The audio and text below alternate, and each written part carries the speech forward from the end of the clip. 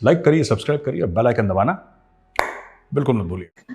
और ये जी आपने मेरे सवाल का जवाब नहीं दिया, आप वो भी बताइए सर। ये सवाल बड़ा उठाया जाता है कि जब हम वो 75 देखिए उसका, हाँ वो बहुत देखिए, पहली बात तो यह है कि पाकिस्तान की सिर्फ एक फैक्टर नहीं है।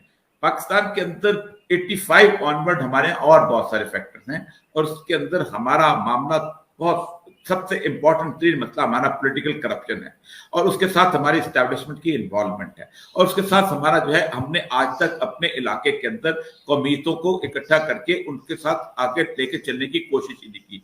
फिर हमारा डेमोक्रेटिक ड्रीम, हमारे बहुत बड़े मसले हैं, छोटे मसले नहीं है, बहुत ज्यादा मसाइल हैं, लेकिन बैनी हो हम उसके बाद भी सर्वाइव करते चले जा रहे हैं। इतना बड़ा मुल्क गिरते गिरते जो है साइड में इधर उधर गिरा गिरा के खराब करता है। एक बात बताऊं आपको, बाल्कनाइजेशन ऑफ पाकिस्तान जो है, अगर किसी ने कोशिश की है, ये मैंने इंडिया में भी कहा था, बहुत सारे लोगों से मेरी डिस्कशन हुई, बनारस हिंदू यूनिवर्सिटी में मैं वहां लेक्चर था, सारे एआर कॉलेजेस हमारे इकट्ठे हुए थे वहां म्यूजियम में। मैंने कहा देखो, ये जब एक दफा ये स्नोबॉल इफेक्ट, अगर पाकिस्तान की एक दफा इससे पकड़े तो ये फिर चल पड़ेगा, ये फिर रुकता नहीं फिर किसी जगह पे, क्योंकि होगा ये कि छोटी छोटी चीजें जब बनती हैं, जब जो न्यूक्लियस बनते हैं, वो न्यूक्लियस अपने अंदर एक एटम रखते हैं। तो जितना भी हम एक दूसरे की बाउंड्रीज का एहतराम करेंगे, जितना हम उनको स्टेबल करने की कोशिश करेंगे, जितना हम उनको बेहतर बनाने की कोशिश करेंगे, हम खुद स्टेबल होंगे।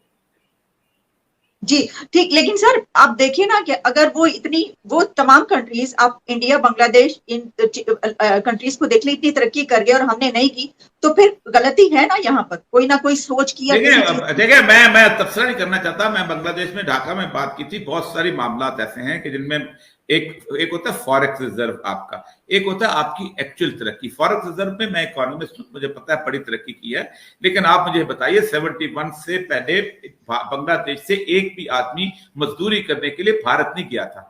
इस वक्त ट्रेडिशन एस्टिमेट्स के हिसाब से 1 करोड़ से ज्यादा लोग जो 2-3 हजार रुपए की नौकरी कर रहे हैं। आसाम का बेसिक झगड़ा क्या है, बंगाली वहां पर आ चुके हैं। एक भी औरत जो है 71 से पहले बांग्लादेश में बाजार में नहीं बिकी थी। इस वक्त ट्रेडिशनल एस्टिमेट के हिसाब से कोई 20 लाख के करीब औरतें बिकी हुई हैं। 50,000 के करीब रेगुलर जो है वो औरतें इंडिया में आती हैं और बकायदा आती हैं, वहां से ट्रांसफर होते हैं इंडिया के अंदर, अपनी फॉर्च्यून ढूंढने के लिए आते हैं और गोलियों से मारे जाते हैं, रोज को लाश होती है। ये क्या है? इसका मतलब यह है कि आपके फॉरेक्स रिजर्व तो हो गए, लेकिन आप उनको ट्रांसलेट नहीं कर सके किसी तक, आम आदमी तक। बहुत बड़ी सूरत हाल है वहां से। 20 लाख बंगाली पाकिस्तान में बैठा हुआ है, किस लिए बैठा हुआ है बेचारा? मैं चागी में डीसी था, आप खुद सोचे, वहां पर 17 बंगाली कुक थे, पानी 3 दिन के बाद वहां मिलता था, 3-4 हजार रुपए को 20 लाख वापस क्यों नहीं जाते? ये बहुत ये बड़ी तल्ख चीजें हैं।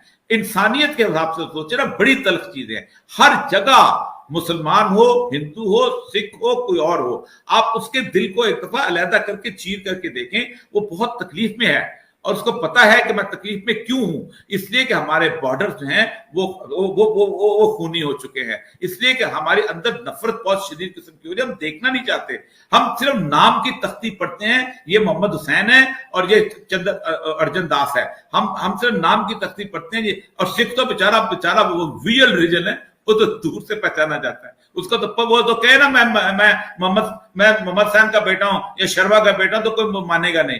तो ये है हमारी असल में हैसियत। तो इकोनॉमिकली नापने की कोशिश ना करें, देखें सूरत हाल क्या है, ओरिजिनल क्या है। यही वजह है कि हमें फॉरेक्स रिजर्व के खाते में डाला हुआ है, और हम फॉरेक्स रिजर्व के चक्कर में आगे चलते चले जा रहे हैं। ठीक है सर, आपसे डिसएग्री मैं कर सकती हूँ, लेकिन मैं समझती हूँ कि जितने मर्जी मसाइल हों, लेकिन बहरहाल ये बात अपनी जगह पर है कि हम बहुत पीछे रह गए और हमारी जो सिचुएशन है इस वक्त वो ठीक नहीं है। लेकिन मेरे साहब, जो औरिया जी ने बातें की उसमें कुछ आपने सुन ली, जाहिर है आप जो भी उसके ऊपर कमेंट करना चाहें, लेकिन उसमें ये भी है कि जो मसाइल हैं वो इतने बड़े हैं एक तो, और दूसरी ये बात कि उन्होंने ये कहा कि जो ये बाउंड्रीज की बात की जाती है, इंसानों की बात की जाती है, ये तो जो है ये मसाइल हमेशा से हैं, हमेशा रहेंगे। और जो हमारी तरफ जो प्रॉब्लम्स हैं उसकी कुछ ना कुछ कहीं पर जो ताने बाने हैं वो वहां पर जाकर मिलते हैं। आपका इसके ऊपर क्या कहना है? देखिए, 2-3 बातें हैं जो मैं कहना चाहूंगा।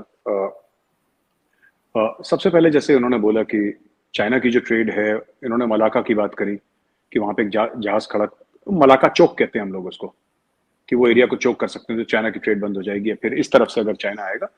अगर चाइना सीपैक से आएगा तो वो भी बंद कर सकते हैं। ऐसी बात नहीं है कि आप ये सोच रहे हैं कि सीपैक क्योंकि पाकिस्तान में बंद नहीं हो सकता, ऐसी बात नहीं है। देखिए, जब मुल्क तैयारी करते हैं, ठीक है, जब मुल्क तैयारी करते हैं, जब पाकिस्तान कहता है कि हमें स्ट्रेटेजिक डेप्थ चाहिए अफगानिस्तान में, या हमें इंडिया के अंदर स्ट्रेटेजिक डेप्थ चाहिए, हमें इंडिया के अंदर इन्फ्लुएंस चाहिए, या इंडिया कहता है, और ये आज ना पाकिस्तान, ना इंडिया, ना कोई और मुल्क, everybody thinks in a similar manner. अगर चाइना को ये लगता है कि चाइना पाकिस्तान इकोनॉमिक कॉरिडोर, क्योंकि उसने 60-65 बिलियन डॉलर लगाने हैं इसमें और वो बिल्कुल पीसफुली हो जाएगा, देखिए पीसफुली चाइना को कोई रहने नहीं देगा ये, और ये चाइना जानता है। क्यों चाइना कह रहा है कि हम अफगानिस्तान से भी निकाल लेते हैं, हम यहां से भी कर, China is looking for options. जो औरिया साहब ने बात करी, ठीक बात करी, I agree with him. China options अपने निकाल रहा है, क्योंकि हम लोग क्या कर रहे हैं, अभी कल परसों हमने अपना नया एयरक्राफ्ट कैरियर लॉन्च करा। वो किस लिए लॉन्च करा हमने? हिंदुस्तान में बात हो रही है तीसरे एयरक्राफ्ट कैरियर की, हमें चाहिए नहीं चाहिए वो अलग बात है, लेकिन वो किसके लिए कर रहे हैं? हम यूरोप के लिए थोड़ा ना कर रहे हैं, पाकिस्तान के लिए थोड़ा ना कर रहे हैं। तो कहने की बात यह है कि चाइना की कंटेनमेंट सीपैक में भी होगी, मलाका में भी होगी, हर जगह। अब कौन कितना सक्सेसफुल होता है इसमें, चीन हावी हो जाता है, भारत हावी हो जाता है, अमेरिका हावी हो जाता है, वो तो आने वाली तारीख बताएगी। लेकिन कोई ये ना सोचे कि सीपैक पीसफुली गुजर जाएगा और पीसफुली वहां से चाइना के ट्रक दनादन करते हुए तेल लाएंगे और ट्रेड होगा, वो नहीं होने देंगे हम। भारत नहीं होने देगा कम से कम, क्योंकि वो गिलगिट बाल्टिस्तान के थ्रू जाता है। बाकी चाइना जो है 200 अरब डॉलर इन्वेस्ट करे पाकिस्तान में, 200 अरब डॉलर इन्वेस्ट करे, बिल्कुल वो चाइना और पाकिस्तान का अंदरूनी मामला है। पाकिस्तान एक खुदमुख्तार मुल्क है, भारत का कोई लेना देना नहीं है इसमें। लेकिन वो जो मैंने 1994 का हवाला दिया था, जो हमारे पार्लियामेंट का, जो भारत मानता है कि गिलगिट बाल्टिस्तान और पाकिस्तान ऑक्यूपाइड कश्मीर भारत की टेरिटरी है, वहां से चीन आएगा तो चीन को इसके रिपरकशंस होंगे, और जितना सीपैक है ना, उससे दुगनी ट्रेड भारत के साथ चीन करता है, भारत के साथ हर साल हमारी 125 अरब की ट्रेड है। तो ऐसा नहीं है कि चीन भारत को हल्के में ले सकता है। तीसरी बात, जो औरिया साहब ने बोला ना कि अमेरिका यही चाहता है कि लोग खरीदें हथियार, जाहिर सी बात है, अच्छे हथियार हैं, लोग खरीदेंगे, और क्यों ना खरीदें, मतलब ठीक बात है। हम भी बेच रहे हैं, हमारा भी तेजस जहाज है जो लोग खरीद रहे हैं, हम भी हथियार बेच रहे हैं, ऐसी बात नहीं सिर्फ अमेरिका बेच रहा है, चाइना भी बेच रहा है, रशिया भी बेच रहा है, अब इंडिया भी लग गया, इंडिया भी बेच रहा है। कहने की बात यह है कि फॉरेन पॉलिसी इंडिपेंडेंट होनी चाहिए किसी भी मुल्क की। फॉरेन पॉलिसी इंडिपेंडेंट है, हम अमेरिका से भी हथियार खरीदेंगे, हम रशिया से भी खरीदेंगे, चीन से इसलिए नहीं खरीदेंगे, चीन के हथियार नकली हैं बिल्कुल।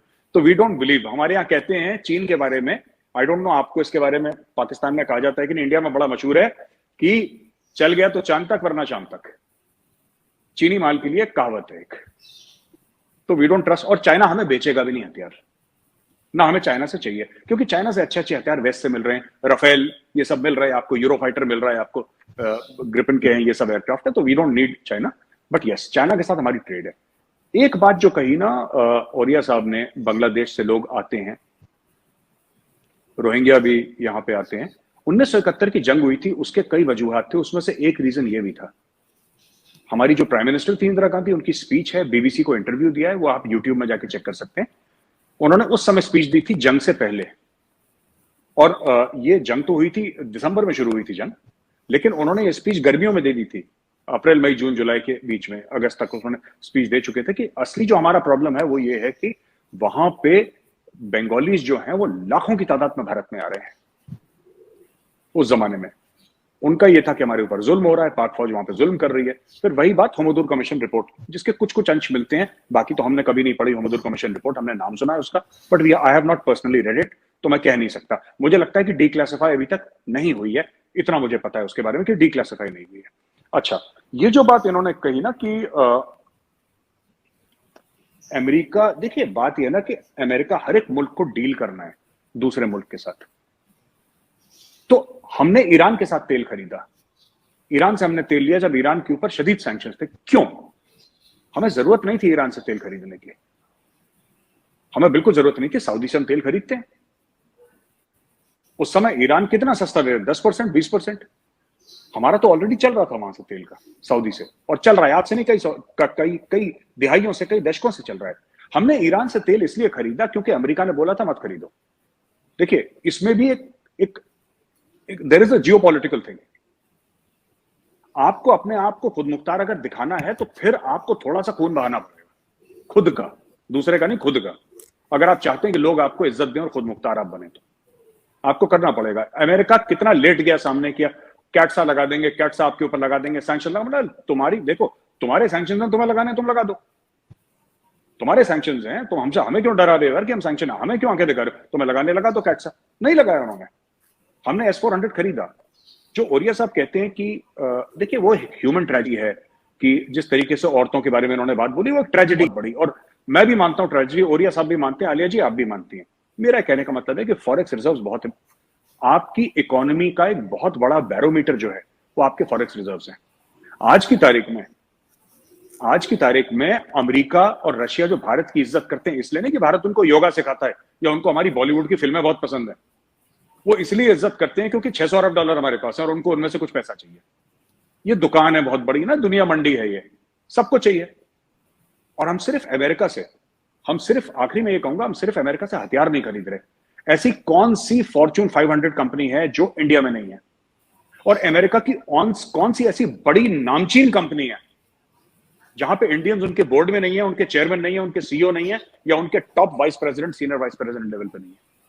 हमने अमेरिका के साथ अपनी इकोनॉमी को इंटरलिंक कर दिया, हमने चाइना के साथ अपनी इकोनॉमी को इंटरलिंक कर दिया। चाइना अगर ये सोचे कि वो भारत के बिना रह सकता है तो ये चाइना की बहुत बड़ी गलती है, और अमेरिका हमारे में, हम चाइना के बिना, कोई एक के बिना नहीं रह सकता, because this is become a global village. इसीलिए जब हम बात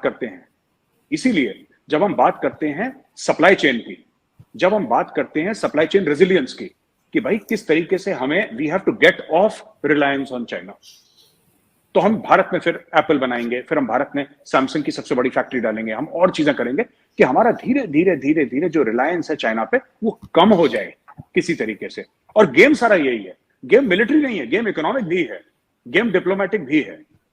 तो all over yes, confrontation with, देखिए मैं आपको एक छोटी सी बात बता दूं, मैंने कई थिंक टैंक्स में मैं बैठता हूं, और हिंदुस्तान में जो बड़े बड़े थिंक टैंक्स हैं, जो बड़े बड़े जर्नल हैं, बड़े बड़े यहाँ पे जो फॉरेन अफेयर्स के एक्सपर्ट्स हैं, जिन्होंने 30, 40, 50 साल से यही स्टडी कर रहे हैं, उनका मानना है कि कन्फ्लिक्ट आज नहीं तो कल, नहीं तो 10 साल के बाद चाइना और भारत का एक लिमिटेड वॉर होगा ही होगा। ये कोई नहीं रोक सकता, ये होगा। और उनकी वजूहतें, I think we don't have time, 50 minute से ज्यादा हो गए गुफ्तगू करते हुए, लेकिन ये होगा, आज नहीं तो कल, नहीं तो 10 साल के बाद ये होगा, इसको कोई नहीं रोक सकता, ये होगा। और उस दिन की हमें तैयारी करनी है, जिस दिन होगा फिर उस दिन देखेंगे। ठीक, बहुत शुक्रिया अदा करती हूँ मैं। Thank you for watching. Please don't forget to like, share and subscribe.